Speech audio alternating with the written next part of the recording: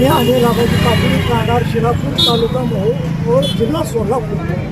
मी आज आमचे मोहोळ तालुक्यातले जिल्हा परिषद बांधकाम विभाग या कार्यालयापासून आज मी भीक मागण्यास सुरुवात केलेला आहे.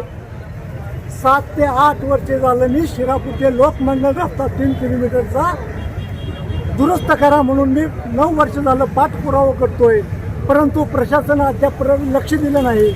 मी मुंबईला गेलो, कुठेही गेलो, सगळीकडे निवेदन देऊन माझे 40 ते 50 हजार रुपये खर्च झाले असतील, परंतु आज माझ्या गावातील पुरानं नुकसान झालेलं आहे.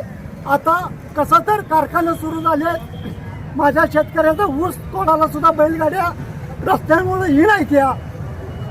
म्हणून मी प्रशासनाला वारंवार सांगतोय, पण प्रशासन दुर्लक्ष करते. म्हणून मी आज निर्णय घेतला की भीक मागून त्या रस्त्याचं काम आपण करायचं. मी आता भीक मागणार आहे. आता इथून नागपूरला आदिवासी या ठिकाणी सुद्धा भीक मागायला जाणार आहे. जर भीक मागून जर रस्ता पैसे नाही झाले तर माझी स्वतःची शेती आहे 281 सप्टेंबर, ते सुद्धा मी विकीन. पण या रस्त्याचं काम पूर्ण केल्याशिवाय मी स्वस्त बसणार नाही. जरी पैसे कमी पडलं, दुसऱ्या शेतात मी 4-2 गुंठ गांजा पण लावीन, पण त्या रस्त्याचं काम मी पूर्ण करीन. आमदार खासदार मतं घ्यायला आम्हाला म्हणतात रस्ता देऊ, पाणी देऊ. आता काय आमदार खासदार वर्ष झाले का झोपलेत का? आता आमच्याकडे लक्ष द्यायला सुद्धा तयार कोण नाही.